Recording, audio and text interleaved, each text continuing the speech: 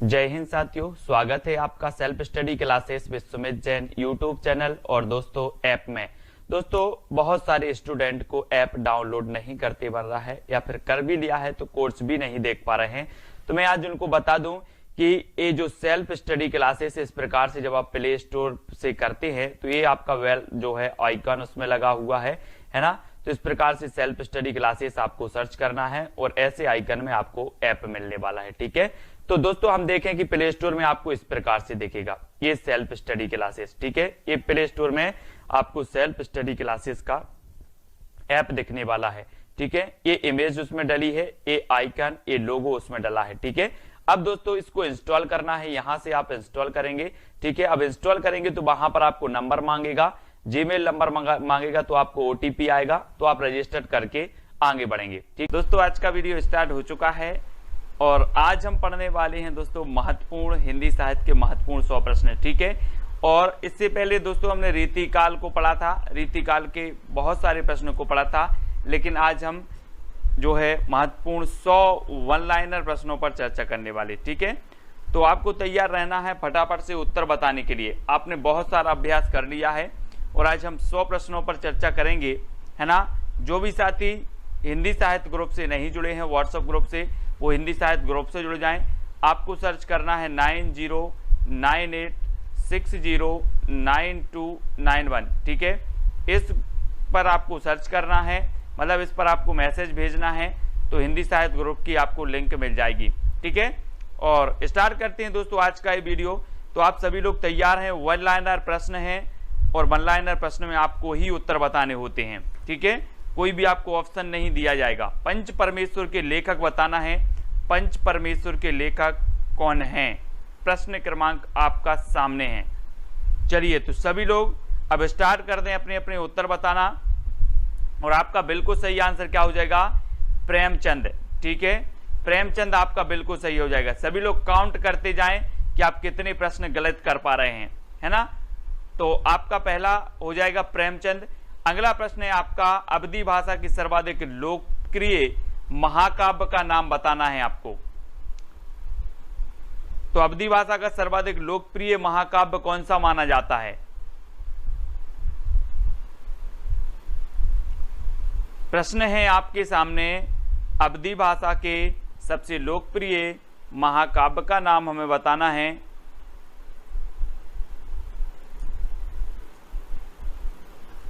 तब आपका बिल्कुल सही आंसर होगा रामचरितमानस। ठीक है, रामचरितमानस जो कि अवधी भाषा में लिखित है और ये तुलसीदास जी का ग्रंथ है। ठीक है, और आपको पता है कि जो रामचरितमानस है इसमें कितने कांड हैं, 7 कांड हैं। ठीक है, ये चीज भी याद रख लेना। दुनिया में सर्वाधिक टीकाएं लिखी गई तो रामचरितमानस की लिखी गई, ये चीज भी आपको याद रखनी है। ठीक है, दूसरा सबसे जो है रामचंद्र शुक्ल जी हैं अपने, उन्होंने सबसे बढ़िया और सबसे प्रमुख ग्रंथ माना है रामचरितमानस को। ठीक है, ये चीज भी याद रखनी है, ये क्वेश्चन पूछा गया था। और आपको बताना है स्थायी भावों की कुल संख्या कितनी है। आप रस पढ़ते हैं, है ना, रस पढ़ते हैं और स्थायी भावों की संख्या भी आपको पता है। तो कितनी है स्थायी भावों की संख्या आपको पता है दोस्तों। वैसे हम मानते हैं कितने, 9 रस, 2 रस और आपके मिल जाते हैं। एक तो आपको मिल गया भक्ति रस, ठीक है, और एक आपका मिल गया वात्सल। ठीक है, वात्सल रस। और इसके पहले दोस्तों आपने भरत मुनि ने 8 रसों की व्याख्या की है, जिनमें से कौन सा नहीं माना, शांत रस नहीं माना।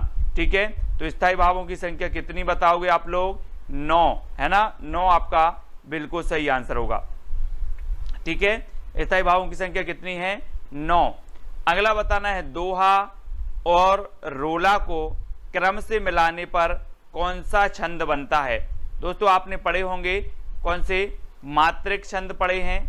ठीक है, और आपने वर्णिक छंद भी पढ़े हैं, वर्णिक छंद, मात्रिक छंद, ये छंद पढ़े हैं, है ना। वर्णिक छंदों में वर्णों की गणना होती है, मात्रिक छंदों में मात्राओं की गणना होती है।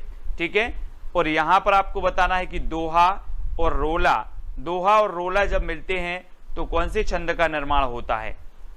तब आपका बिल्कुल सही आंसर क्या हो जाएगा, कुंडलियां छंद का।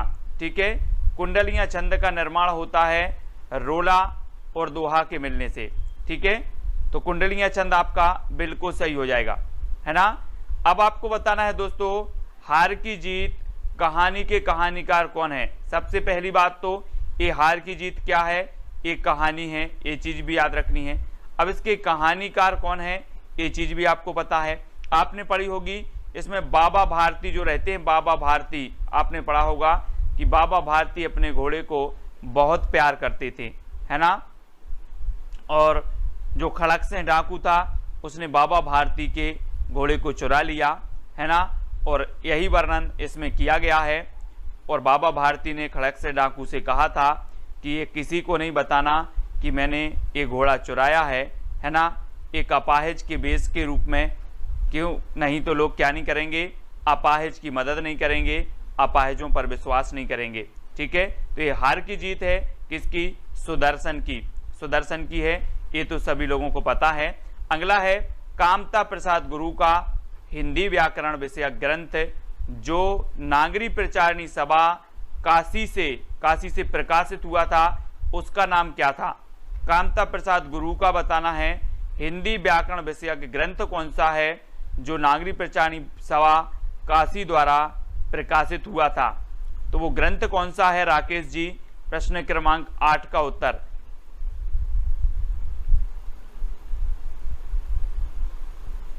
तो कामता प्रसाद गुरु व्याकरणाचार्य हैं, आपको पता है, और इन्होंने हिंदी व्याकरण इनका व्याकरण ग्रंथ था जो नागरी प्रचारणी सभा काशी द्वारा प्रसारित हुआ था, और ये किसका था, कामता प्रसाद गुरु का, ठीक है।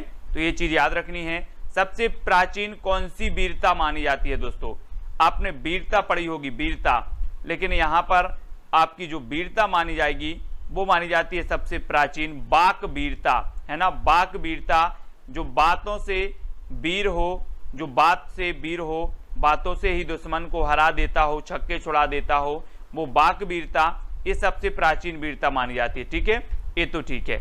अगला बताओ, वैसे शब्दार्थौ सहितम काव्यम, यह उक्ति किसकी है, ये परिभाषा किसने दी है, इसका उत्तर आपका आना चाहिए। शब्दार्थौ सहितम काव्यम, ये उक्ति किसकी है, ये कई बार पूछी गई है, तब आपको बताना है।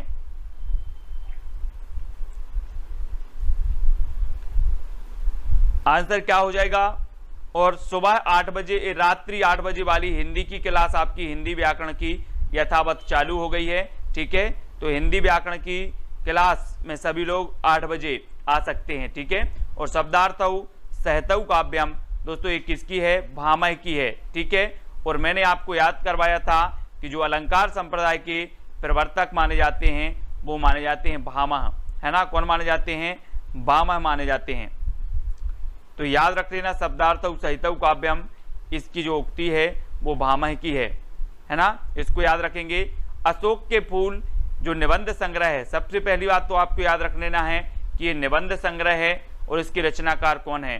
अशोक के फूल के रचनाकार बताना है दोस्तों, मैंने आपको कई बार याद करवाया है। कैसे याद करवाया है कि जो फूल हैं किसी भी वृक्ष में हो, फूल एक फूल नहीं फूलता, वृक्ष एक फूल नहीं फूलता, वृक्ष कितने फूल फूलते हैं, हजारों फूल फूलता है। तो अशोक के फूल भी कितने फूलेंगे, है ना, बता देंगे राकेश जी आपको शिक्षण विधियों की पुस्तक, ठीक है। आपको बताना अशोक के फूल कितने फूलेंगे, हजारों। तो अशोक के फूल के रचनाकार कौन होंगे, हजारी प्रसाद द्विवेदी, है ना, हजारी प्रसाद द्विवेदी आपका बिल्कुल सही आंसर हो जाएगा। अगला बताना है लोग ही लागत कवित्त बनावत मोहि तो मोरी कवित्त बनावत, ये जो पंक्ति है वो किसकी है, लोग ही लागी कवित्त बनावत मोहि तो मेरे कवित्त बनावत, ये कई बार पूछी गई है उक्ति और आपको पता भी होनी चाहिए कि लोग ही लागी कवित्त बनावत मोहि तो मेरे कवित्त बनावत, ये उक्ति किसकी हो जाएगी।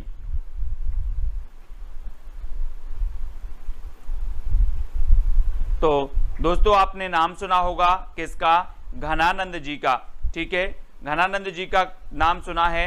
घनानंद जी ने कहा था कि लोग ही लागी कवित्त बनावत मोहि तो मेरी कवित्त बनावत। अब घनानंद की जब भी बात आती है तो घनानंद का आपको पता ही है कि इनकी जो प्रेमिका थी वो कौन थी, सुजान थी, है ना, प्रेमिका सुजान। कभी कभी पूछा जाता है कि जो इनके काव्य की प्रेरणा स्रोत रही वो कौन रही, तो सुजान रही, है ना, घनानंद जी की, कोई नहीं भूलता। अब आपको बताना है दोस्तों, अगला आपका क्वेश्चन है कि जब जब होए धर्म की हानि बाढ़ही असुर अधम अभिमानी। ये पंक्ति जो है ये कहाँ से ली गई है, इस पंक्ति के रचयिता कौन है, पंक्ति के रचयिता बताना है कौन है, तब आपका राइट आंसर क्या होगा, जब जब होए धर्म की हानि बाढ़ही असुर अधम अभिमानी। प्रश्न क्रमांक 13 का आंसर आपको बताना है। बताया है सभी लोगों ने कि ये पंक्ति जो है तुलसीदास जी की है ना, अधिकांश लोगों ने बिल्कुल सही बताया। हाँ बिल्कुल आती है पंक्ति। हिंदी की मूल उत्पत्ति किससे हुई है दोस्तों, हिंदी की मूल उत्पत्ति बतानी है किससे मानी जाती पे,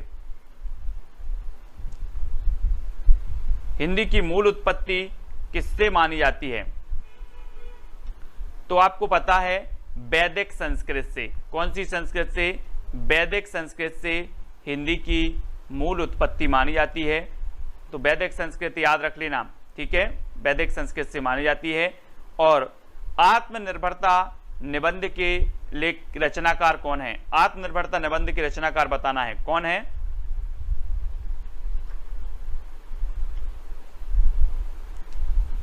तो दोस्तों मैंने आपको कई बार याद करवाया है कि आत्मनिर्भरता जो निबंध है ये किसका है, तो ये है दोस्तों बालकृष्ण भट्ट साहब का, है ना। और आपको पता है कि बालों में हमारी क्या है, आत्मनिर्भरता है। किसकी आत्मनिर्भरता नहीं है, ये देखो बाल, है ना, बाल दिख रहे सभी लोगों को, इन बालों में क्या है, आत्मनिर्भरता, आत्मनिर्भरता है ना। किसकी नहीं आत्मनिर्भरता, सभी लोगों की आत्मनिर्भरता है ना। बालों में कुछ लोगों के कम बचे हुए होंगे, है ना। तो ये बालों में आत्मनिर्भरता बनानी है सभी लोगों को, यानी कि बालकृष्ण भट्ट, बालकृष्ण भट्ट याद रख लेना। ठेले पर हिमालय, ठेले पर हिमालय किसकी रचना है। ऐसा तो नहीं बोलते आप कि मेरे पास बाल नहीं है यार, आज के लिए बाल दे दो उधार, ऐसा तो नहीं बोलते, कोई नहीं बोलते, है ना। तो ठेले पर हिमालय बताना है किसकी रचना है ये।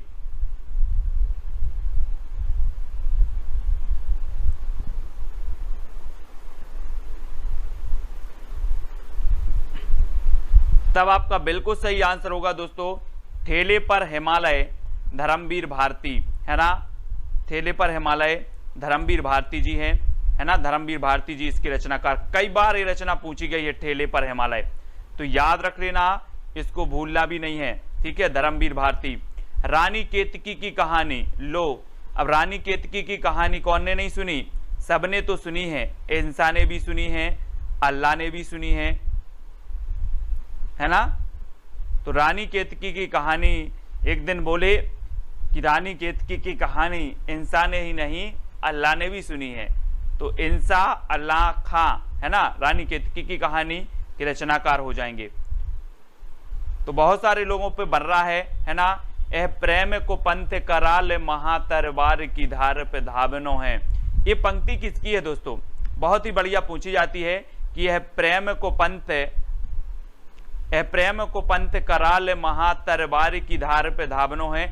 इसकी पंक्ति बताना है। जो भी बीच में क्वेश्चन पूछ रहे हैं वो कृपया वीडियो के लास्ट में क्वेश्चन पूछें, कोई भी प्रकार से जो भी आपकी प्रॉब्लम है वो सारे क्वेश्चन के आंसर दिए जाएंगे। बीच में अगर आप पूछते हैं तो अपनी जो क्या होती धारा प्रवाह होती है पढ़ाने की, उसमें डिस्टर्ब होता है, ठीक है। तो बीच में क्वेश्चन ना पूछें प्लीज। लास्ट में अपन वीडियो के लास्ट में सब प्रश्नों पर चर्चा करेंगे, जो भी आपकी समस्या होगी उस पर चर्चा करेंगे, ठीक है।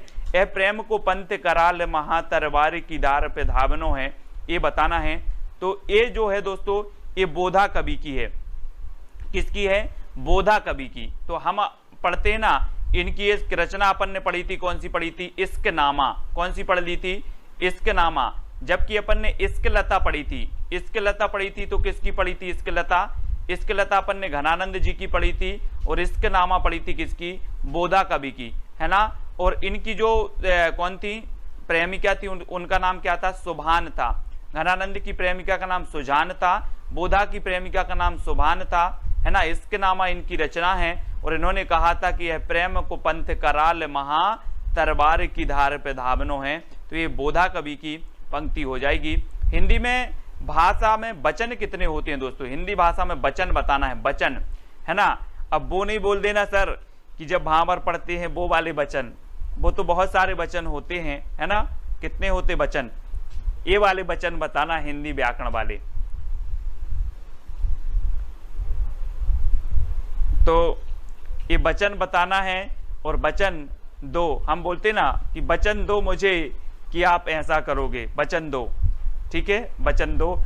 और कुछ लोग बोलते हैं वचन दो, वचन दो मत मारो, वचन दो, है ना। वचन दो तो दो होते हैं, तो दो, ठीक है, दो। भारत मित्र पत्र जो कलकत्ता से सन 1934 में प्रकाशित हुआ था, भारत मित्र, इसके संपादक कौन थे दोस्तों? 20 का उत्तर बताना है। हम कई बार पढ़े हैं कि जो अपना हिंदी का प्रथम समाचार पत्र था वो उदंत मार्तंड था। इसका प्रकाशन हुआ था दोस्तों, कब हुआ था?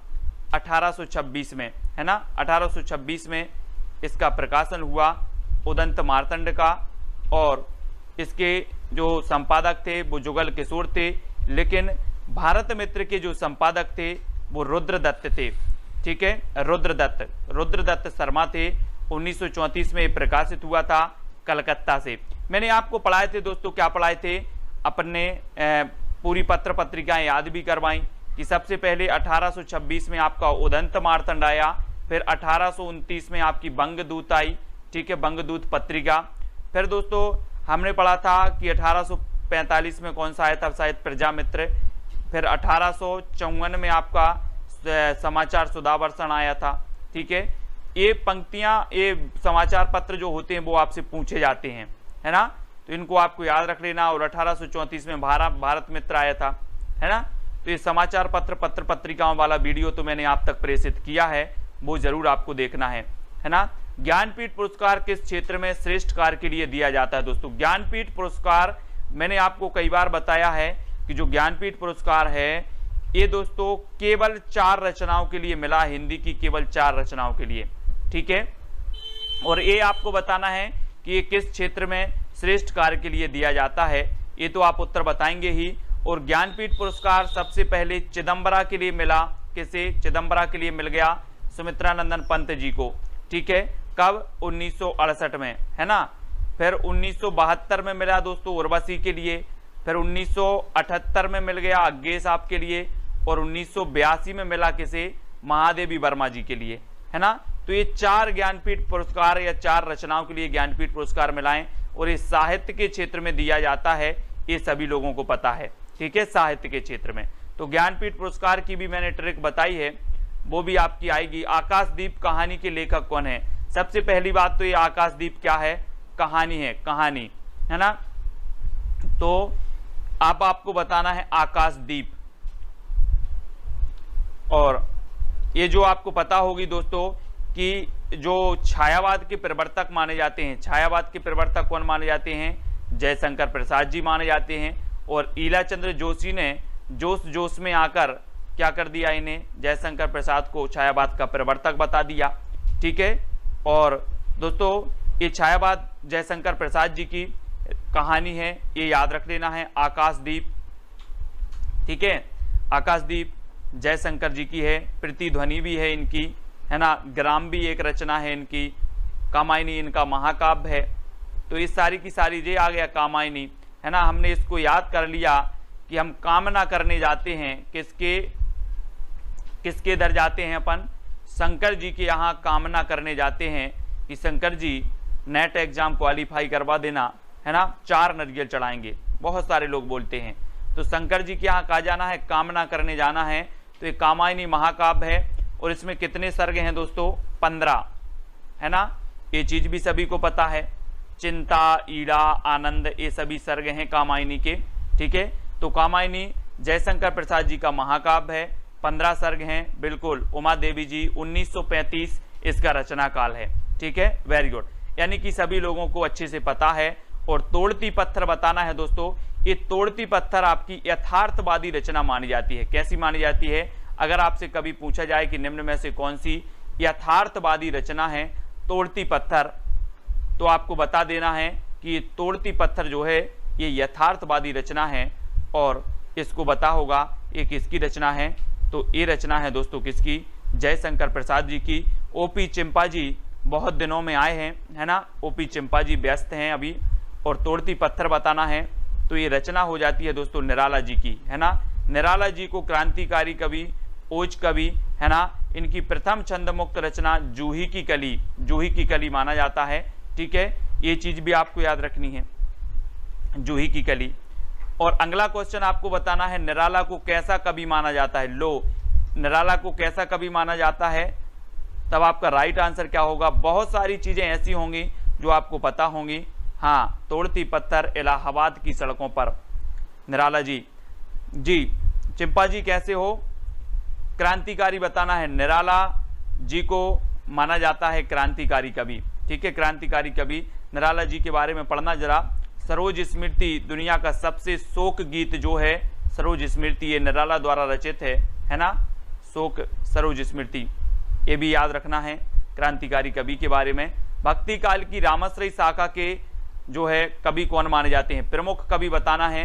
रामश्रयी शाखा के जो प्रमुख कवि हैं वो कौन माने जाते हैं, है ना। हम दोस्तों भक्ति काल जब यहाँ से पढ़ते हैं इस प्रकार से, आपका भक्ति काल, ठीक है, भक्ति काल में 2 शाखाएं प्रवाहित हुई, यहाँ से आप इस प्रकार से ले लो। तो एक शाखा हुई कौन सी, सगुण, ठीक है, सगुण, और एक शाखा आपकी कौन सी हुई, निर्गुण। ठीक है, निर्गुण। अब ये सगुण भी 2 भागों में बट गई और निर्गुण भी आपकी 2 भागों में बट गई। ठीक है, तो सगुण की राम शाखा के जो प्रमुख कवि थे वो कौन थे, तुलसीदास जी, है ना, तुलसीदास जी हैं। तो ये आपको पता है। और उत्तर भारत में भक्ति का प्रसार करने का श्रेय किसे जाता है, उत्तर भारत में बताना है। तो 27 का आंसर आपका राइट क्या होगा। और उत्तर भारत, है ना, उत्तर भारत के जो माने जाते हैं, हम पढ़ते हैं ना कि भक्ति द्रविण उपजी लाए रामानंद, तो ये रामानंद द्वारा लाई गई उत्तर भारत में भक्ति का प्रसार किया गया। और रामानंद जी के जो शिष्य थे वो कितने थे दोस्तों, मैंने आपको बताया था कि हिंदी साहित्य में 12 का आंकड़ा चलता है, 12 का, यानी कि रामानंद के शिष्य कितने थे, 12। ठीक है, साकेत जो महाकाव्य है महर्षि गुप्त जी का, इसमें भी कितने हैं, 12 सर्ग हैं। आलवार भक्तों की संख्या भी कितनी है, 12 है। ठीक है, ये 12 का जो आंकड़ा मैंने आपको बताया था इसको हम याद करवाएंगे एक आध दिन। ठीक है, 12 हैं। बोले सर आलवार भक्तों की संख्या 12, साकेत में सर्ग 12, रामानंद के शिष्य 12। ठीक है, तो 12 बार आ रहा है। ये चक्कर क्या है दोस्तों 12 का। निम्नलिखित में से कौन सी भाषाएं हाल ही में प्राचीन भाषाएं घोषित की गई। तो ये प्राचीन भाषा घोषित की गई दोस्तों, तो ये तो कन्नड़ एवं तेलुगु हैं। ठीक है, ये कन्नड़ तेलुगु हैं, कोई बात नहीं। यह काम में आप कर लूंगा, पंक्तियों में आप बताना है दोस्तों, आप क्या है, आप क्या है, आप, यह काम में आप कर लूंगा। ये पंक्ति व्याकरण से पूछी गई और इस पंक्तियों में आप, आपका क्या हो जाएगा, आप कर लूंगा।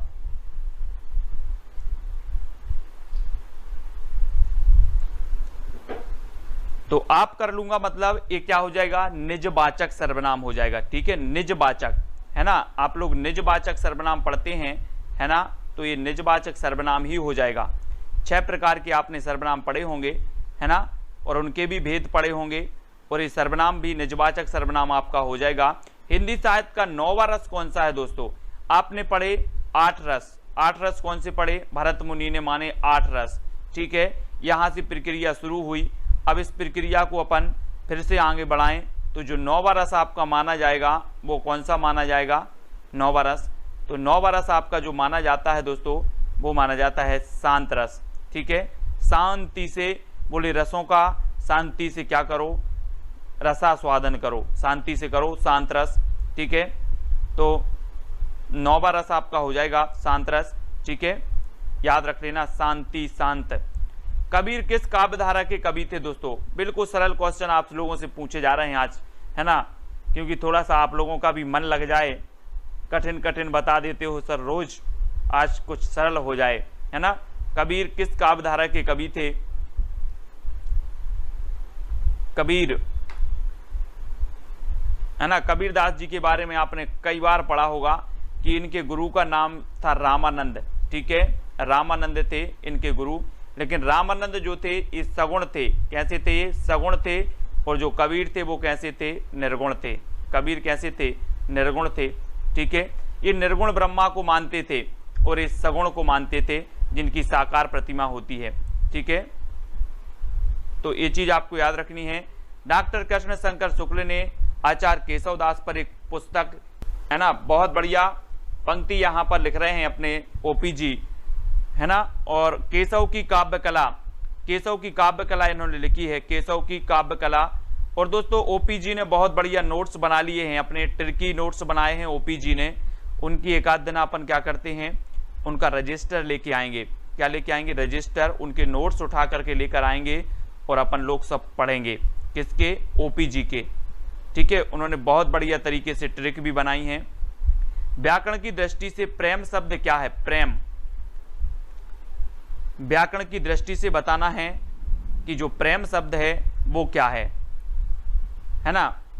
तो आपने संज्ञा पढ़ी है दोस्तों, संज्ञा पढ़ी है सभी लोगों ने। संज्ञा कितने प्रकार की होती है? संज्ञा होती है 5 प्रकार की। ठीक है, आप पढ़ लेते हो, जातिवाचक, है ना, व्यक्तिवाचक, भाववाचक, इस प्रकार से आपकी 5 प्रकार की संज्ञा होती हैं। और यहाँ पर जो प्रेम है दोस्तों, प्रेम का एक क्या होता है? भाव होता है ना, जो सभी के पास होता है। सभी लोगों को क्या करना है? अपने प्रेम रूपी भाव को शेयर करते रहना है, अपने पास नहीं रखना है। ठीक है, तो ये चीज याद रखेंगे। चौपाई के चारों चरणों में कितनी मात्राएं होती हैं? चौपाई के चारों चरणों में, चौपाई पढ़ते हैं अपन, चौपाई, अब देखना चौपाई या चारपाई, चारपाई होती ना, अपन जैसे खटिया बोलते, खटिया बोले चारपाई लेके आओ, चारपाई बिछा दी, उसमें 4 पाया होते हैं। अब 4 पाया को स्क्वायर कर दो, मतलब वो हो जाती हैं 16, है ना। तो 4 को स्क्वायर किया तो हो जाएगा कितना? 16। तो ये चौपाई को स्क्वायर कर दिया, मतलब अपनी जो मात्राएं होंगी चारों चरणों में वो कितनी होंगी? 16। ठीक है, 4 का वर्ग निकाल लो, 16 हो जाएंगी चौपाई। हिंदी का पहला दैनिक समाचार पत्र कौन सा था दोस्तों? मैंने अभी आपको समाचार पत्र बताए थे कि हिंदी का जो साप्ताहिक समाचार पत्र था, हिंदी का प्रथम साप्ताहिक कौन सा था? उदंत मार्तंड। ठीक है, हिंदी का दैनिक कौन सा था? दैनिक भी आपको याद रखना है। दैनिक आपका था दोस्तों समाचार सुधावर्षण। ठीक है, कौन सा था? समाचार सुधावर्षण। ये दैनिक था 1954 में। ठीक है, और ये 1826 में आपका हिंदी का प्रथम साप्ताहिक समाचार पत्र या हिंदी का प्रथम समाचार पत्र था, है ना, उदंत मार्तंड। और यहाँ पर दैनिक पूछा गया है तो आपका कौन सा था? समाचार सुधावर्षण, है ना।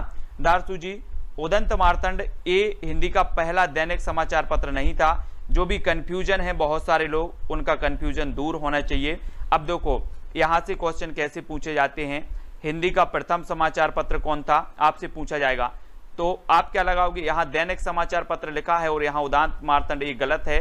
ठीक है, यहाँ दैनिक समाचार पत्र की अगर बात करें तो वो समाचार सुधावर्षण था। ठीक है, याद रख लेना। और अगर आपसे पूछा जाए कि हिंदी का प्रथम समाचार पत्र कौन सा था, तब आपको लगाना है उदंत मार्तंड। और हिंदी का प्रथम साप्ताहिक समाचार पत्र कौन था, तब भी उदंत मार्तंड। लेकिन अगर आपसे पूछा जाए कि हिंदी का प्रथम दैनिक समाचार पत्र कौन था, तो आपको बताना है समाचार सुधावर्षण, है ना। श्याम सुंदर सेन द्वारा 1954 में ये प्रकाशित हुआ था। ठीक है, तो ये चीज आपको याद रखनी, यहाँ कंफ्यूज नहीं होनी है, बहुत सारे लोग गलत करके आ जाते हैं।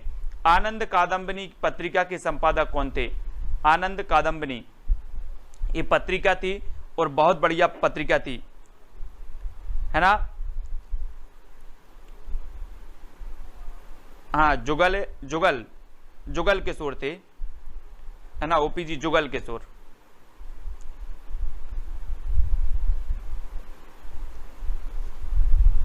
तो चौधरी बद्री नारायण प्रेमघन, मैंने आपको याद भी करवाया था। कैसे याद करवाया था कि दोस्तों अगर प्रेम के घन छा जाएं, प्रेम के घन छा जाएं तो क्या आ जाता है? आनंद आ जाता है। और किस किस को नहीं आता आनंद? जब प्रेम के घन छा जाते हैं तो आनंद आ जाता है। तो आनंद कादम्बिनी के रचयिता कौन होंगे?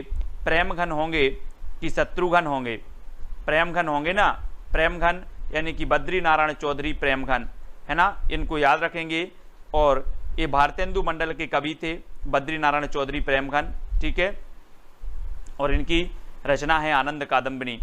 धातु सेन प्रसाद की किस नाटक का पात्र है? बहुत बढ़िया है, पात्र भी यहां से पूछ लिया गया है दोस्तों आपका। धातु सेन प्रसाद की किस नाटक का पात्र है? बहुत सारे नाटक इन्होंने लिखे हैं। इनका ऐतिहासिक नाटक माना जाता है दोस्तों राजश्री। कौन सा माना जाता है? राजश्री इनका ऐतिहासिक नाटक है। और दोस्तों सज्जन इनका प्रथम नाटक माना जाता है, ठीक है, सज्जन। लेकिन ऐतिहासिक जब पूछा जाता है तो राजश्री लगा देना, ठीक है, और प्रथम पूछा जाता है तो सज्जन लगा देना। और धातु सेन बताना हो कि धातु सेन किसका पात्र है तो स्कंदगुप्त लगा देना, ठीक है, स्कंदगुप्त है ना। स्कंदगुप्त इनका नाटक है, चंद्रगुप्त भी इनका नाटक है, ध्रुव सोमनी भी इनका नाटक है। तो इनको याद रखेंगे प्रसाद जी के, ठीक है, इनको याद रखेंगे। निम्नलिखित शब्दों में से किसमें व्यंजन संधि है? अब व्यंजन संधि बताना है दोस्तों। अब निम्नलिखित, यहां पर कोई निम्नलिखित है ही नहीं और यहां पर दे दिया निम्नलिखित, है ना। आप बोलोगे सर क्या मजाक चल रही है, निम्नलिखित है ही नहीं, तो सत्कार बोल देते, सत्कार, है ना। सत्कार में क्या है करेंगे हम?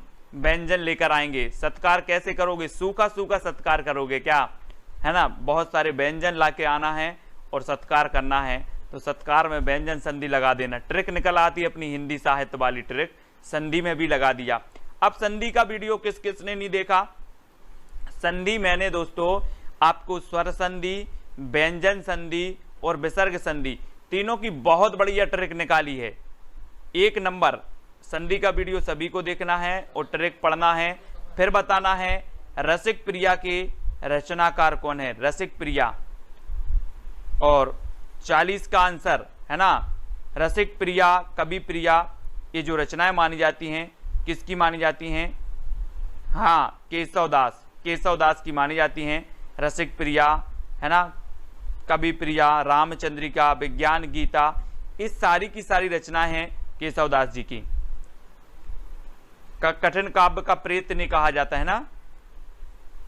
तो इस प्रकार से केशवदास। अर्धस्वर कौन सा है दोस्तों? अर्धस्वर, अर्धस्वर माना जाता है। अर्धस्वर कौन सा माना जाता है? या और वा, ठीक है, ये अर्धस्वर माने जाते हैं, ठीक है, या और वा।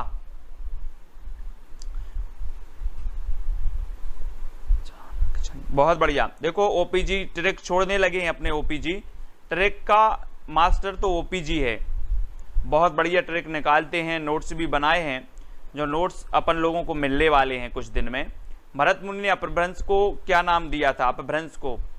अपभ्रंश को जो नाम दिया था भरत मुनि ने, वो क्या नाम दिया था, है ना। ये भरत मुनि, इन्होंने कहा अपभ्रंश को अशुद्ध भाषा। जी हाँ दोस्तों, आपको पता है अपभ्रंश को कहा जाता है बिगड़ी हुई भाषा, बिगड़ी हुई भाषा, है ना। और बिगड़ी हुई भाषा को भरत मुनि ने कह दिया अशुद्ध भाषा, इन्होंने अशुद्ध भाषा कह दिया। तो ये चीज भी आपको अशुद्ध भाषा याद रखना है ना, अशुद्ध भाषा। चोल शासकों की भाषा क्या थी? अब चोल शासकों की भाषा यहां पर पूछ ली गई, तो ये ज्यादा महत्व नहीं है, ये तमिल है, तमिल। आपको बताना है जन्मेजय का नाग यज्ञ ये किसकी रचना है? बहुत ही बढ़िया रचना है, पूछी जाती है कई बार। जन्मेजय का नाग यज्ञ ये बताना है आप लोगों को।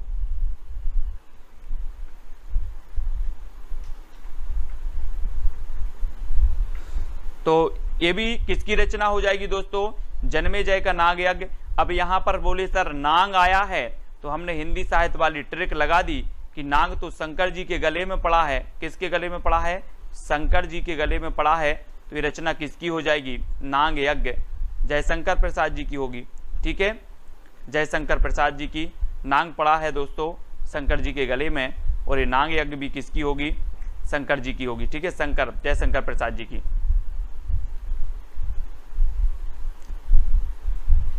दोस्तों एक बहुत ही बढ़िया यहां पर दिया है कि छायावादी कवियों ने जब आध्यात्मिक प्रेम को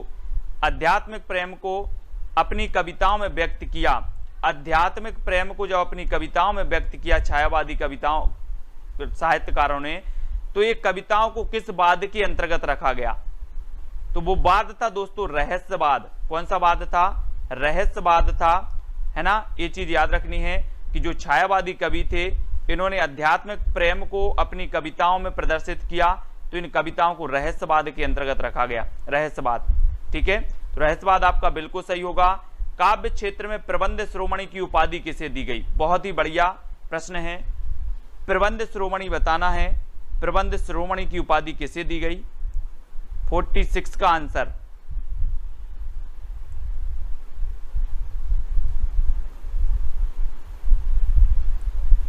है ना। और प्रबंध शिरोमणि जो दी गई वो दी गई दोस्तों मैथिली शरण गुप्त को। मैथिली शरण गुप्त को प्रबंध शिरोमणि, है ना। मैथिली शरण गुप्त का उपनाम दद्दा भी है, दद्दा, इन्हें दद्दा कहते थे दोस्तों, दद्दा, है ना। मधुप कहा जाता था इन्हें, मधुप उपनाम से भी ये लिखते थे, है ना। और ये क्या करते थे दोस्तों, इन्हें राष्ट्र कवि भी कहा गया मैथिली शरण गुप्त को। भारत भारती इनकी प्रसिद्ध रचना है मैथिली शरण गुप्त की, ये चीज भी आपको पता है। और प्रबंध शिरोमणि भी इन्हें कहा जाता है, राष्ट्र कवि, प्रबंध शिरोमणि, मैथिली शरण गुप्त, है ना। ठीक है, गुप्त जी को तोड़ती पत्थर कवि, तोड़ती पत्थर ये तो पढ़ तो लिया है, तोड़ती पत्थर यथार्थवादी है, सूर्यकांत त्रिपाठी निराला जी की है, सूर्यकांत त्रिपाठी निराला की है। कौन सी बोली पश्चिमी हिंदी की नहीं है दोस्तों?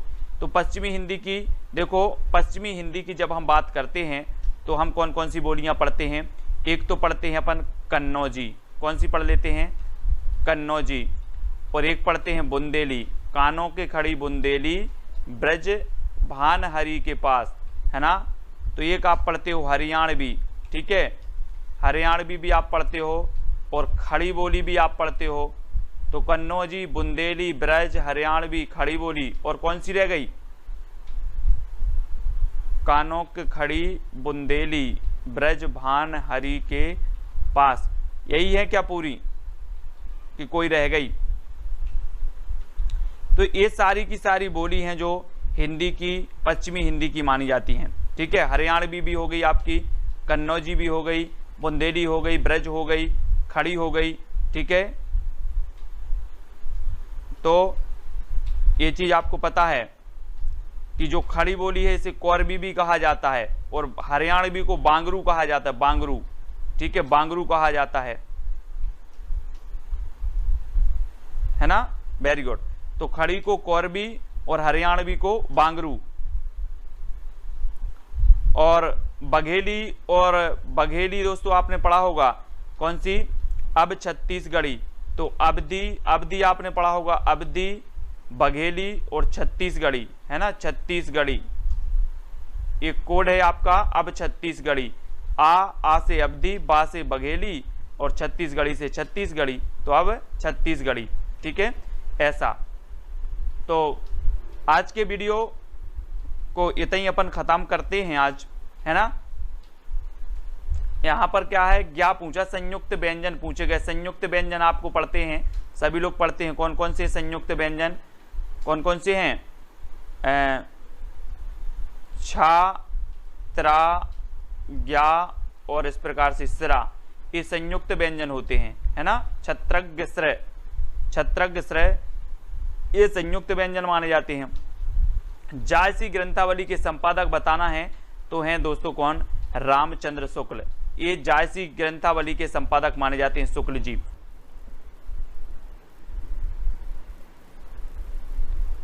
आपको बताना है दोस्तों गीतांजलि के रचयिता कौन है? गीतांजलि के रचयिता, 4 विकल्प में से आपको चयन करना है कि गीतांजलि के जो रचयिता हैं वो कौन है। चलिए, तो फर्स्ट में आप सभी लोगों को बताना है, तब आपका बिल्कुल सही आंसर जो हो जाएगा कि जो गीतांजलि के रचयिता हैं वो कौन है? रविंद्रनाथ टैगोर साहब। और रविंद्रनाथ टैगोर साहब को आपको पता है कि 1913 में इन्हें नोबेल पुरस्कार भी मिला है। कौन सी रचना के लिए? गीतांजलि के लिए, ठीक है, हिंदी में। तो ये चीज आपको याद रखना है, ठीक है, रविंद्रनाथ जी टैगोर।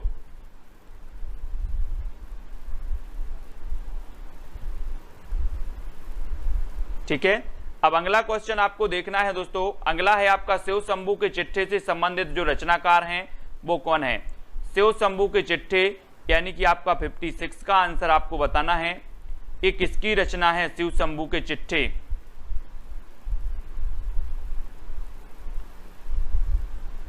तब 56 का आंसर आपको बताना है, क्या हो जाएगा राइट आंसर?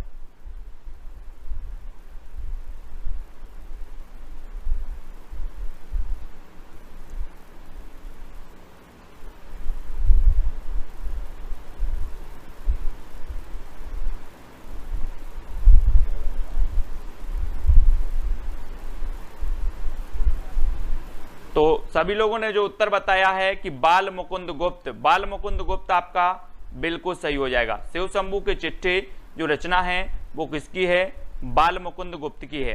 ठीक है, और आपका जो बाल मुकुंद गुप्त है वो बिल्कुल सही है। अगला दक्षिण भारत में हिंदी भाषा के क्षेत्र में जो है किसने प्रचार प्रसार किया? दक्षिण भारत में बताना है दोस्तों। तो किसने किया हिंदी भाषा के क्षेत्र में?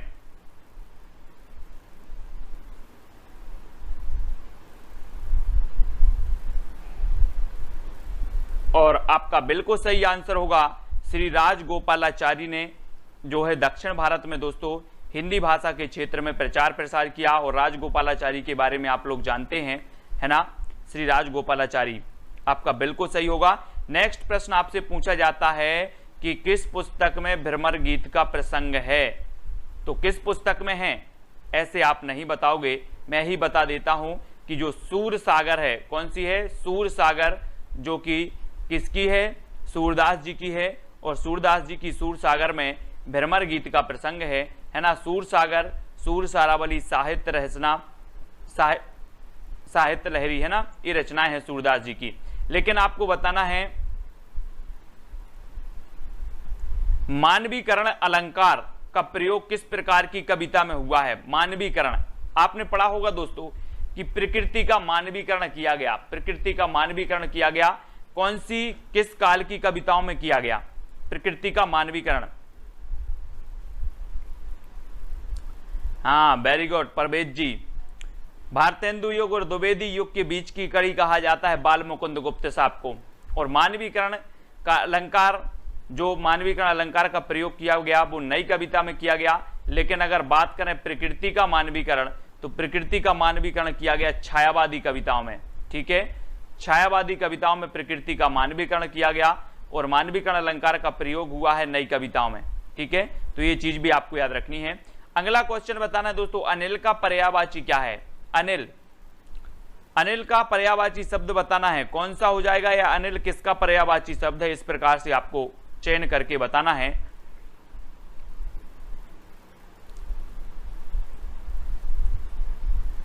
ना, और आपका बिल्कुल सही आंसर होगा कि जो अनिल है, अनिल ये किसका पर्यायवाची हो जाएगा? हवा का, है ना, हवा का हो जाएगा अनिल।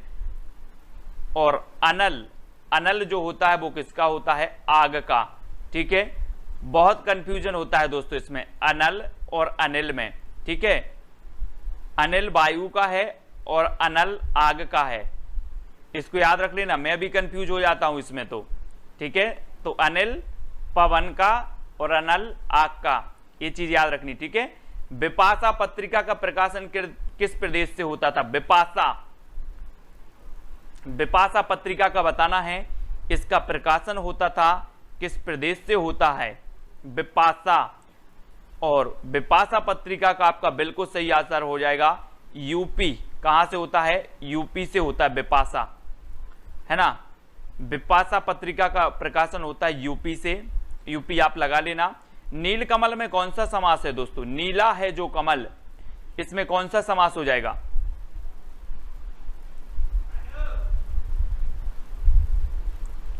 हाँ, दिनकर जी को अनल कवि के नाम से जाना जाता है, बिल्कुल सही है। दिनकर जी को अनल कवि के नाम से जाना जाता है ना, ओज के कवि कहलाते हैं दिनकर जी। और नीलकमल, नीला है जो कमल, इसका समास जो बताना है तो आपने पढ़े होगा कर्मधाराय समास। कौन सा पढ़ा है? कर्मधाराय समास हम पढ़ते हैं कि नीला है जो कमल हो जाएगा आपका कर्मधाराय समास। शेष कादंबरी के रचयिता कौन है दोस्तों? ये कई बार रचना पूछी गई है। शेष कादंबरी कौन है इसके रचयिता, रचनाकार? शेष कादंबरी के रचयिता हैं अलका सराबगी। कौन है? अलका सराबगी। ये रचना याद कर लेना, बहुत बार पूछी गई है। शेष कादंबरी की रचनाकार हैं अलका सराबगी। ठीक है, अलका सराबगी, वेरी गुड। अगला है वर्ण के द्वितीय व चतुर्थ व्यंजन क्या कहलाते हैं? आपने पढ़े होंगे वर्ण, कौन कौन से पढ़े हैं? वर्ग के जो पंचम अक्षर होते हैं 1 2 3 4 इस प्रकार से 25 जो आपके स्पर्श व्यंजन आपने पढ़े हैं, है ना। का वर्ग, चा वर्ग, टा वर्ग, ता वर्ग और पा वर्ग। ये 5 वर्ग के पंचम अक्षर होते हैं और इनमें 5-5 होते हैं, तो कुल मिला के 25 हो जाते हैं और 25 इनको क्या कहा जाता है? स्पर्श व्यंजन कहा जाता है ना। और वर्ण के द्वितीय और चतुर्थ ये व्यंजन क्या कहलाते हैं? तो आपने पढ़े हैं कि द्वितीय और चतुर्थ जो कहलाते वो क्या कहलाते हैं? महाप्राण, है ना, महाप्राण कहलाते हैं। और 1, 3, 5 ये क्या कहलाते हैं? अल्प प्राण कहलाते हैं। 1, 3, 5 अल्प प्राण और 2 और 4 महाप्राण। ठीक है। दोहा छंद में श्रृंगारी रचना प्रस्तुत करने वालों में जो है हिंदी के सर्वाधिक ख्याति लब्ध कवि कौन से हैं? दोहा छंद में श्रृंगारी रचना प्रस्तुत करने वाले, दोहा छंद में हिंदी में ख्याति प्राप्त जो कवि हैं वो कौन है? 65 का आंसर हमें बताना है, ख्याति प्राप्त कवि का नाम बताना है। और वो दोहा छंद में जो प्रसारित करने वाले कवि हैं वो कौन से हैं? श्रृंगारी कवि माने जाते हैं बिहारी जी। और जब भी बिहारी की बात आती है तो हम इनका पढ़ लेते हैं कि इनके कवि, इनकी रचना में 713 दोहे और 719 दोहे माने जाते हैं, है ना, बिहारी सस्सई में।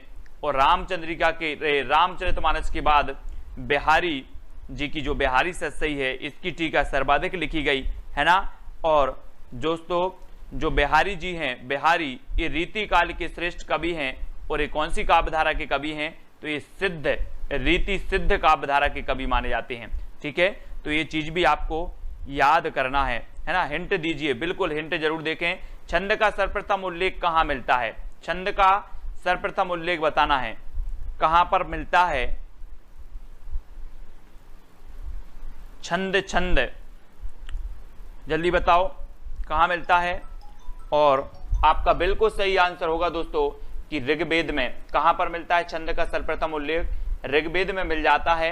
ऋग्वेद आप याद कर लेना। ठीक है, छंद का सर्वप्रथम प्रयोग मिलता है ऋग्वेद में। कहां मिलता है? ऋग्वेद में मिल जाता है छंद का। ऋग्वेद सबसे प्राचीन वेद माना जाता है, सभी को पता है। सबसे प्राचीन वेद कौन सा माना जाता है? ऋग्वेद। और छंद का प्रयोग भी यही मिलता है।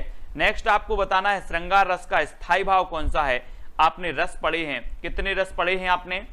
जल्दी बताओ, रस कितने होते हैं ये चीज भी आपको बतानी है। भरत मुनि ने कितने रस माने हैं ये चीज भी आपको बतानी है ना।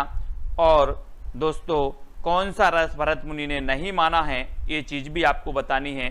और साथ ही एक क्वेश्चन और बता देना कि जो 2 रस और नवीन जुड़े हैं वो रस कौन से हैं, है ना। तब आपको पता है कि श्रृंगार रस का स्थायी भाव होता है रति। रति यानी होता है प्रेम। ठीक है, रति यानी प्रेम। और रसों की टोटल संख्या मानी जाती है कितनी? 9। लेकिन 2 प्लस और कर देते हैं अपन। कौन सा? वात्सल रस को प्लस कर दो और एक भक्ति रस को भी प्लस कर दो तो हो जाते हैं कितने? 11। ठीक है।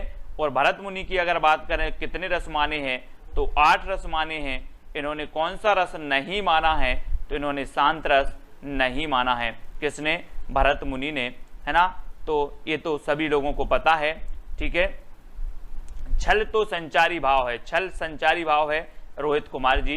कुरुक्षेत्र को क्या कहा जाता है? कुरुक्षेत्र, कुरुक्षेत्र को बताना है। ये किसकी रचना है कुरुक्षेत्र? ये चीज भी बताना है। हाँ, सतसैया के दोहे जो नाविक के तीर, देखन में छोटे लगे घाव करें गंभीर। Very good. कुरुक्षेत्र को और क्या कहा जाता है दोस्तों? और कुरुक्षेत्र को जो कहा जाता है वो कहा जाता है रण क्षेत्र, रण क्षेत्र। और आपको बताना है कि कुरुक्षेत्र के जो रचनाकार हैं वो कौन है? ये कुरुक्षेत्र रचना किसकी है? जल्दी बताओ। कुरुक्षेत्र दिनकर जी, बहुत बढ़िया आंसर। सभी लोगों ने बताया कि दिनकर जी बिल्कुल सही है ना, दिनकर जी का है।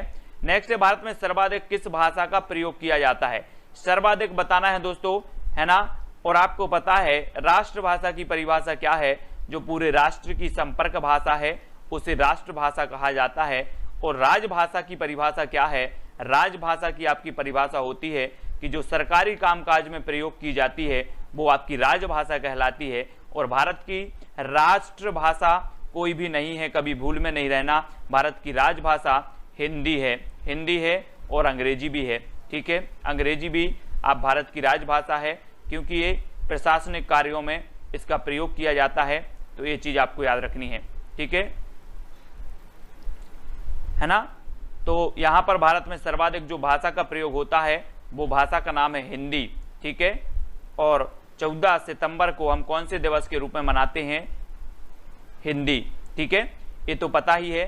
स्थायी भाव आपको पता चल गया। मुख रूपी चंद्र पर राहु भी धोखा खा गया। मुख रूपी चंद्र पर राहु भी धोखा खा गया। अब यहां पर अलंकार बताना है आपको, कौन सा अलंकार है? मुख रूपी चांद पर राहु भी धोखा खा गया। इसमें कौन सा अलंकार हो जाएगा? अलंकार अगर आपने पढ़े हैं तो अलंकार को आपको बताना है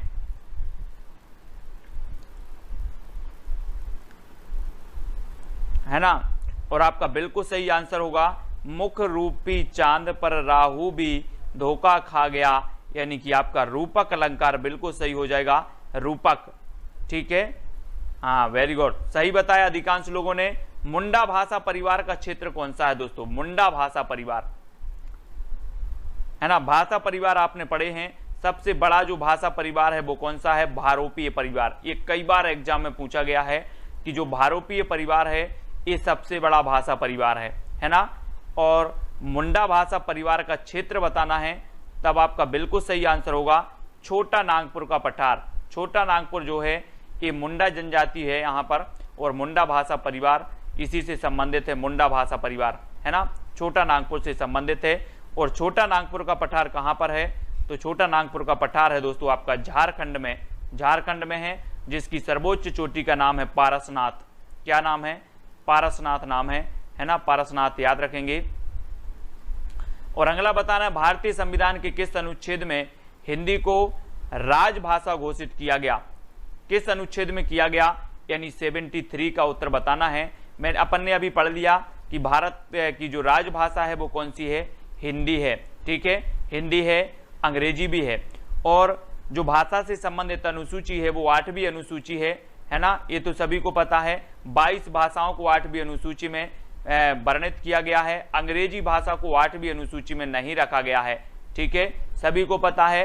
भारतीय संविधान के किस अनुच्छेद में हिंदी को राजभाषा घोषित किया गया? तो आपको पता है 343, है ना। 343 अनुच्छेद 343 के अंतर्गत इसको किया गया।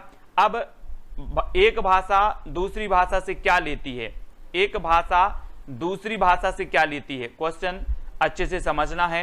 एक भाषा है कोई, वो दूसरी भाषा से क्या ग्रहण करती है, क्या लेती है?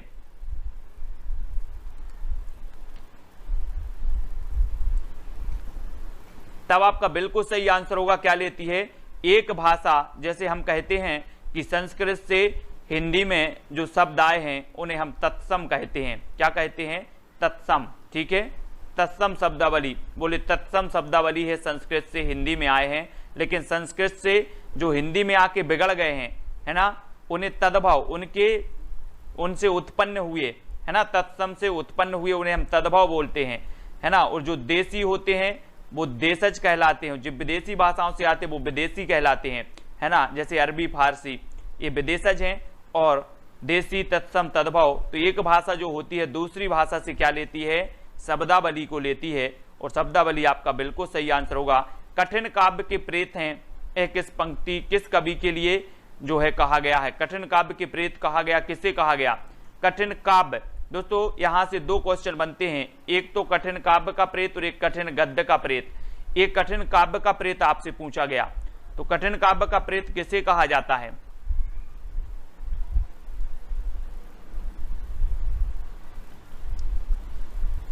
तो अधिकांश लोगों ने बता दिया केशव दास को, है ना। कठिन काव्य का प्रेत कहा जाता है केशव दास को, और कठिन गद्य का प्रेत कहा जाता है अज्ञेय को, है ना।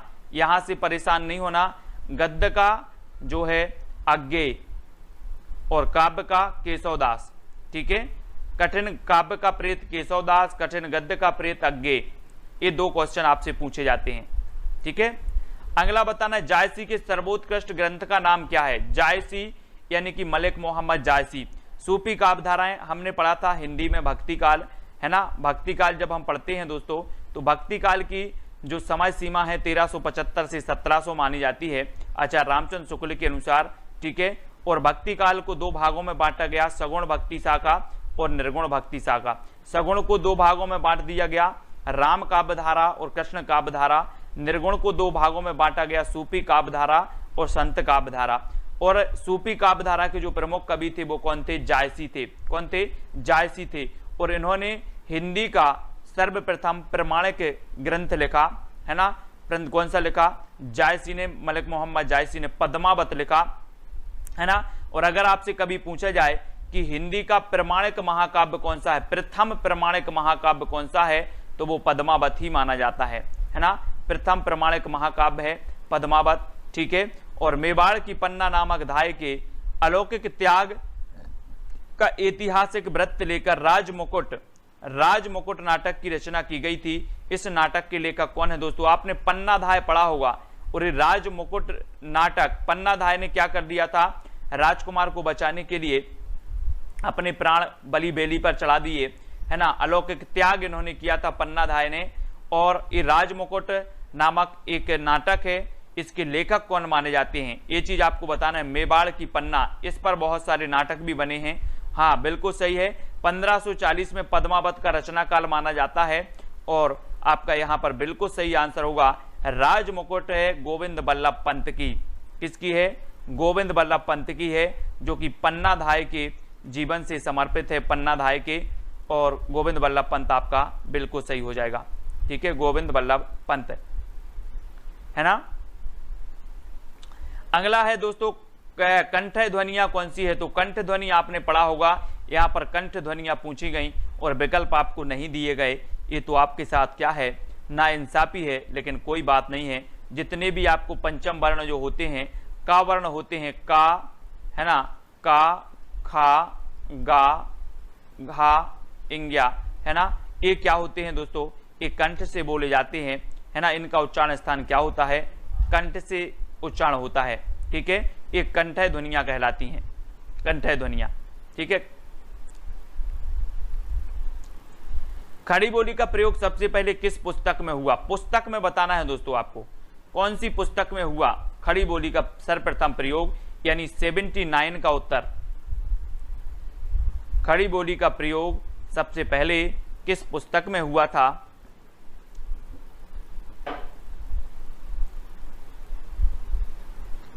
तब आपका बिल्कुल सही आंसर होगा, वो पुस्तक थी दोस्तों कौन सी? प्रेम सागर। प्रेम सागर थी किसकी? लल्लू लाल जी की प्रेम सागर रचना है।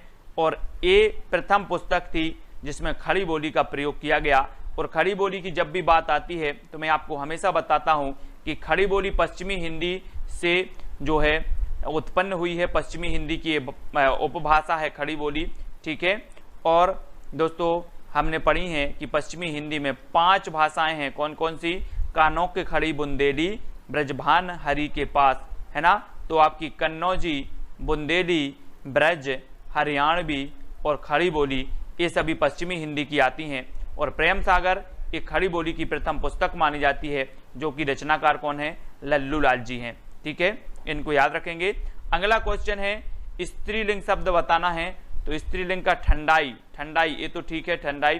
प्रथम सूफी प्रेमाख्यान काव्य के रचयिता कौन है? प्रथम सूफी प्रेमाख्यान काव्य के जो रचयिता माने जाते हैं वो कौन माने जाते हैं? देखो अलग अलग प्रकार से सभी लोगों ने अलग अलग माने हैं, लेकिन यहाँ पर मैंने आपको ये भी बताया था जब रीतिकाल पढ़ रहे थे, सूफी काव्यधारा पढ़ रहे थे, कि अगर कभी पूछा जाए कि प्रथम सूफी प्रेमाख्यान काव्य के जो रचयिता हैं वो कौन है, ऐसा पूछा जाए तो आपको क्या लगाना है?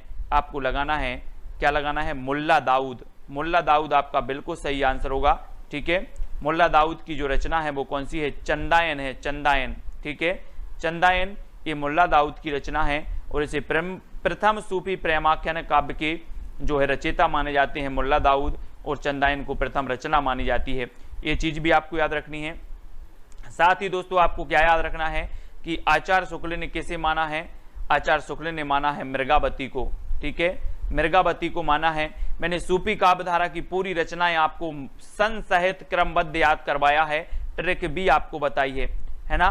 तो वो जिनने भी नहीं देखा है वो जरूर देखें, सूफी काव्यधारा की पूरी क्रमबद्ध सन सहित ट्रिक सहित सब कुछ बताया है। हाँ, लोरिक या लोर कथा भी इसे कहा जाता है। बिहारी किस काल के कवि थे? बिल्कुल सरल क्वेश्चन है आप लोगों के लिए। किस काल के कवि थे बिहारी? बिहारी जी, तो बिहारी जी इसके पहले भी हमने पढ़ा है कि रीति सिद्ध काव्यधारा के कवि थे, और है ना, रीति काल के। ध्रुव सौमनी नाटक के रचयिता कौन है? जी हाँ दोस्तों, बहुत बढ़िया प्रश्न आया है। ध्रुव सौमनी नाटक के जो रचयिता हैं वो कौन है? और आपको पता है दोस्तों कि ये जो ध्रुव सौमनी है ये नाटक है और बृहत नाटक है ये, है ना। और राजश्री जो नाटक है वो किसका है? जयशंकर प्रसाद का प्रथम ऐतिहासिक नाटक माना जाता है, राजश्री। ठीक है, ऐतिहासिक नाटक है। सज्जन इनका प्रथम नाटक है ना। ये चीज भी आपको याद रखनी है।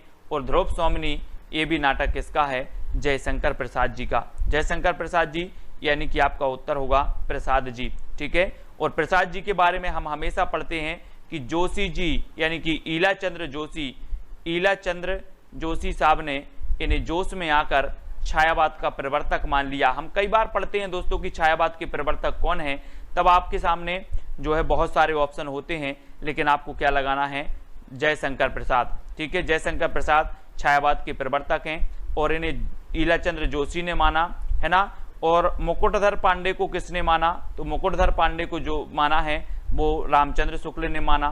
ठीक है, रामचंद्र शुक्ल ने। और नंद दुलारे वाजपेयी ने किसे माना दोस्तों? वाजपेयी साहब ने। तो वाजपेयी ने माना पंत जी को। ठीक है, तो ये चीज भी आपको जब छायावाद की बात आती है तो इतनी चीजें आपको याद रखनी है। ठीक है, कि पंत जी को जो है छायावाद का प्रवर्तक वाजपेयी ने, और छायावाद का प्रवर्तक जयशंकर प्रसाद को ईलाचंद्र जोशी, मुकुटधर पांडे को रामचंद्र शुक्ल ने माना। ठीक है, और ध्रुव सौमनी नाटक किसका है? तो प्रसाद जी का है। बिल्कुल, प्रसाद जी कलाधर नाम से जो है इनका उपनाम क्या था? कलाधर। ठीक है, अब दोस्तों अगला प्रश्न है, अपभ्रंश का वाल्मीकि किसे कहा जाता है? अपभ्रंश का वाल्मीकि, है ना। बहुत ही बढ़िया प्रश्न है, कई बार पूछा भी गया है। किसे कहा जाता है? 84 का आंसर, बिल्कुल सरल क्वेश्चन है। तब आपका बिल्कुल सही आंसर होगा दोस्तों स्वयंभू। स्वयंभू को माना जाता है अपभ्रंश का वाल्मीकि। ठीक है, याद रख लेना। और एक और पूछा जाता है दोस्तों, क्या मैं हमेशा आपको बताता हूं कि राम कुमार वर्मा जी ने जो हिंदी का प्रथम कवि माना है वो किसे माना है? स्वयंभू को ही माना है। ठीक है, स्वयंभू को माना है। और दोस्तों राम कुमार वर्मा ने जो काल विभाजन किया और इन्होंने सर्वप्रथम जो काल माना वो संधि काल माना, संधि काल। फिर उसके बाद इन्होंने चारण काल माना, 1000 ईस्वी से चारण काल माना, उसके पहले इन्होंने संधि काल माना। ठीक है, तो ये चीज भी याद रखनी है। स्वयंभू को इन्होंने हिंदी का प्रथम कवि माना, अपभ्रंश का वाल्मीकि कहा जाता है स्वयंभू को। ये चीज भी याद रखना है ना, स्वयंभू को। और कौन सी रचना खड़ी बोली की है? खड़ी बोली की रचना बताना है दोस्तों, तो खड़ी बोली की साकेत। ठीक है, साकेत के बारे में हम हमेशा बताते हैं आपको कि साकेत ये मैथिली शरण गुप्त की रचना है। ठीक है, इसमें कितने सर्ग हैं? 12 सर्ग हैं। ठीक है, और जब 12 की बात आती है तो हम आलवार भक्तों की संख्या भी पढ़ लेते हैं, कितनी है? 12 है। रामानंद के शिष्यों की संख्या कितनी है? 12 है। ठीक है, और भी 12 का चक्कर है, तो हम आपको कई बार बता चुके हैं। और साकेत के 12वें सर्ग में कभी कभी पूछा जाता है साकेत के किस सर्ग में लक्ष्मण और उर्मिला के मिलन का वर्णन है? तो 12वें सर्ग में लक्ष्मण और उर्मिला के जो है मिलन का वर्णन है। और साकेत दोस्तों ये किसकी रचना है? तो ये रचना है किसकी? है ना, मैथिली शरण गुप्त की महाकाव्य है। ये चीज भी आपको याद रखनी है। ठीक है, याद रखेंगे। यदि चादर के बाहर पसारोगे तो पछताओगे। यहां पर आपको पंक्ति को पूर्ण करना है दोस्तों, इस पंक्ति को पूर्ण करना है कि यदि चादर के बाहर खालिस्तान पसारोगे तो पछताओगे। क्या पसारोगे? हाथ पसारोगे कि पांव पसारोगे? तो आपको पता है कि हम बोलते हैं ना कि अगर चादर के बाहर पैर पसारोगे, पैर, तो क्या हो जाएगा? पैर पसारोगे तो पछताओगे। बिल्कुल सही है। 1931 ही इसका रचना काल माना जाता है। ठीक है, साकेत का। और अर्धमागधी अपभ्रंश से किस बोली का विकास हुआ है दोस्तों? अर्धमागधी से बताना है। अर्धमागधी से कौन सी बोली का विकास हुआ? हमने पढ़ा था कि सौर सैनी से आपकी निकली पश्चिमी हिंदी, सौर सैनी से पश्चिमी हिंदी, है ना। मागधी से हमने पढ़ा था कि बिहारी का बंगला उड़ा असमिया में, बिहारी का बंगला उड़ा असमिया में, बिहारी बंगला उड़िया असमिया, ये मागधी से निकली थी। लेकिन अर्धमागधी से निकलने वाली जो थी वो कौन सी थी? कौन सी थी? वो थी दोस्तों, यहां पर क्या दिया है, अर्धमागधी से बताना है।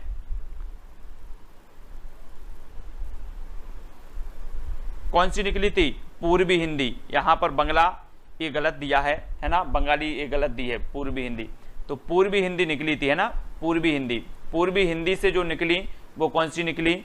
अवधी बघेली छत्तीसगढ़ी, है ना, अब छत्तीसगढ़ी, तो अवधी बघेली छत्तीसगढ़ी निकली थी। ठीक है, तो ये चीज आपको याद रखनी है। और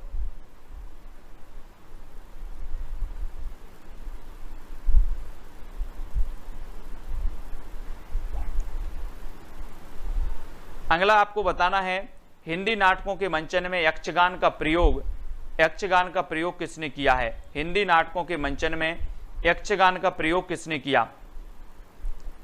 यक्षगान नाटकों के मंचन में, बहुत ही बढ़िया प्रश्न है, आपसे पूछा गया है। और यक्षगान का जो प्रयोग किया है हिंदी नाटकों के मंचन में, वो किया है दोस्तों किसने? गिरीश कर्नाड ने, गिरीश कर्नाड, है ना, गिरीश कर्नाड साहब ने किया है। बहुत ही बढ़िया प्रश्न है, यक्षगान का प्रयोग हिंदी नाटकों के, यक्षगान, ठीक है, यक्षगान फर्स्ट स्वर छोड़ दो। अब दोस्तों यहां पर एक क्वेश्चन पूछा गया कि अधिकतर भारतीय भाषाओं का जो विकास हुआ वो कौन सी लिपि से हुआ? अधिकतर भारतीय भाषाओं का विकास किस लिपि से हुआ? तो किस लिपि से माना जाता है अधिकतर भारतीय भाषाओं का विकास?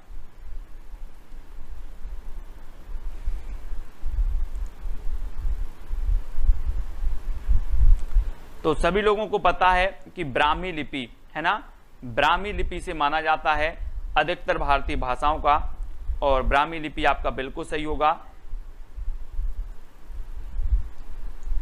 एक दोस्तों बहुत ही बढ़िया प्रश्न है कि भारतेंदु हरिश्चंद्र के अनुसार हिंदी नई चाल में कब ढली? ये क्वेश्चन पूछा गया है कई बार।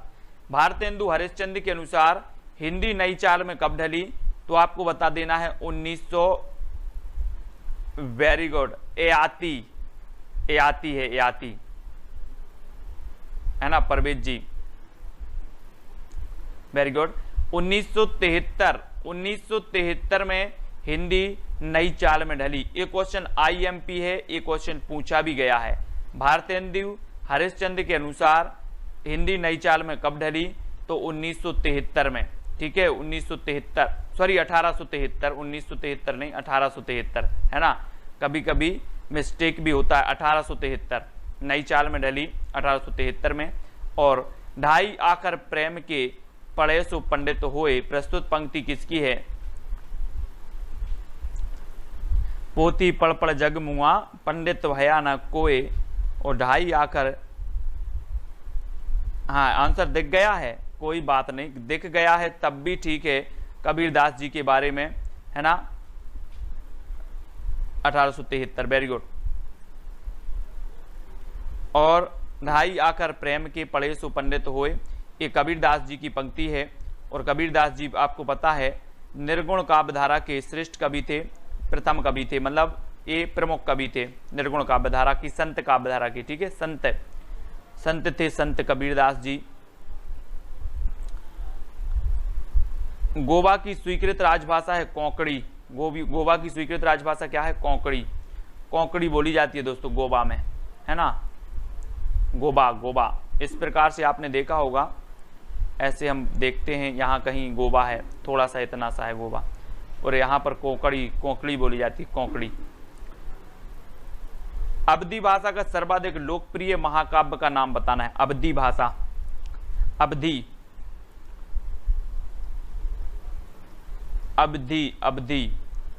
और अवधी भाषा का जो सर्वाधिक लोकप्रिय है वो कौन सा है? रामचरितमानस, ठीक है, रामचरितमानस बताना है।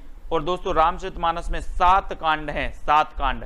अब 7 कांड आप लोग क्रमबद्ध लिखेंगे, जल्दी से कमेंट में लिखो कौन लिख पाता है फटाक से। 7 कांड हैं रामचरितमानस में, है ना। महाकाव्य है, अवधी भाषा का महाकाव्य है, तुलसीदास द्वारा रचित है, ठीक है। और आपको 7 इसमें जो कांड है वो क्रमबद्ध बताएंगे। सभी लोग लिख के बताओ क्रमबद्ध। आज के वीडियो के लिए दोस्तों बस इतना ही। कल मिलते हैं इसी शुभकामनाओं के साथ। शुभ रात्रि, जय हिंद। जय हिंद साथियों, स्वागत है आपका self study classes with Sumit Jain YouTube channel और दोस्तों ऐप में। दोस्तों बहुत सारे स्टूडेंट को ऐप डाउनलोड नहीं करते बन रहा है, या फिर कर भी लिया है तो कोर्स भी नहीं देख पा रहे हैं। तो मैं आज उनको बता दूं कि ये जो सेल्फ स्टडी क्लासेस इस प्रकार से जब आप प्ले स्टोर से करते हैं तो ये आपका वेल जो है आइकन उसमें लगा हुआ है ना। तो इस प्रकार से सेल्फ स्टडी क्लासेस आपको सर्च करना है और ऐसे आइकन में आपको ऐप मिलने वाला है, ठीक है। तो दोस्तों हम देखें कि प्ले स्टोर में आपको इस प्रकार से दिखेगा ये सेल्फ स्टडी क्लासेस, ठीक है। ये प्ले स्टोर में आपको सेल्फ स्टडी क्लासेस का ऐप दिखने वाला है, ठीक है। ये इमेज उसमें डली है, ये आइकन, ये लोगो उसमें डला है, ठीक है। अब दोस्तों इसको इंस्टॉल करना है, यहां से आप इंस्टॉल करेंगे, ठीक है। अब इंस्टॉल करेंगे तो वहां पर आपको नंबर मांगेगा, जीमेल नंबर मांगेगा, तो आपको ओटीपी आएगा, तो आप रजिस्टर करके आगे बढ़ेंगे।